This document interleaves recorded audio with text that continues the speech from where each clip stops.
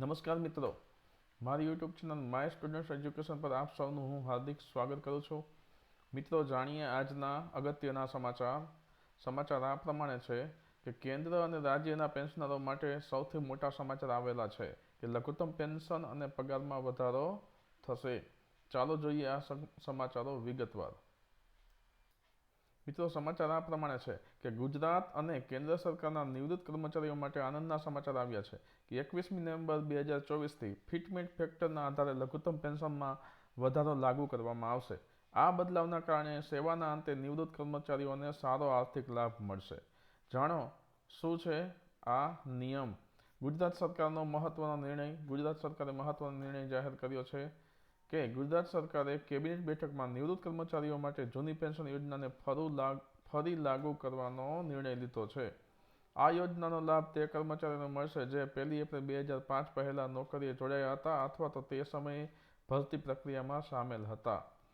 પ્રવક્તા ઋષિકેશ પટેલે જણાવ્યું કે 1 એપ્રિલ 2005 પહેલા ફિક્સ પગારમાં નોકરીએ લાગેલા તમામ કર્મચારીઓ જેમની ભરતી પ્રક્રિયા 2005 પહેલા પૂર્ણ થઈ હતી પરંતુ નિમણૂક પછી થઈ હતી તેઓને પણ આ યોજનાનો લાભ મળશે અને આ નિર્ણયથી રાજ્યના 60,245 કર્મચારીઓને સીધો ફાયદો થશે.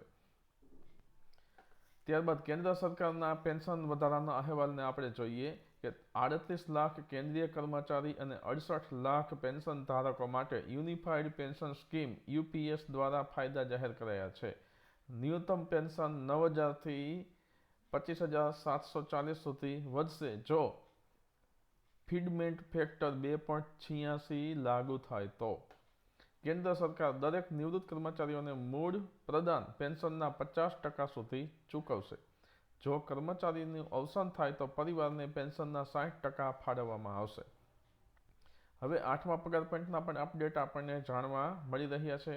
તો જોઈએ શું છે આ અપડેટ કે 1 જાન્યુઆરી 2026થી 8મા પગાર પંચના અમલની શક્યતા છે, જેમાં ફિટમેન્ટ ફેક્ટર 1.92થી વધીને 2.86 સુધી જાય તેવી ધારણા છે.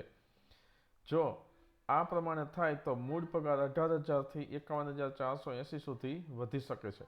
પેન્શન અને પગાર સુધારામાં આ ફેરફાર સરકારી કર્મચારીઓ માટે મહત્વપૂર્ણ બની શકે છે. હવે જોઈએ યુનિફાઈડ પેન્શન સ્કીમના વિગતવાર ફાયદા. શું ફાયદા આપણને થશે? તો પ્રથમ એ છે કે 12 મહિના માટેના સરેરાશ પગારના આધારે પેન્શન નક્કી કરવામાં આવશે. ઓછામાં ઓછા 10 વર્ષ સેવા આપનાર કર્મચારીને 10,000 રૂપિયા પેન્શન મળશે. ગ્રેચ્યુઇટીની ચૂકવણી નિવૃત્તિ સમયે જ થઈ જશે અને ફુગાવો અને આકસ્મિક ખર્ચ માટે પણ પેન્શનમાં સુધારો કરવામાં આવે છે. તમારા માટે શું ફાયદા છે? તો કે નવા પગાર પંચથી નોકરી કરતા કર્મચારીઓ માટે પગારમાં વધારો થશે. નિવૃત્ત લોકો માટે પેન્શન સુવિધાઓ શું થશે? નવી યોજના શ્રેષ્ઠ જીવનશૈલીની ખાતરી આપે છે.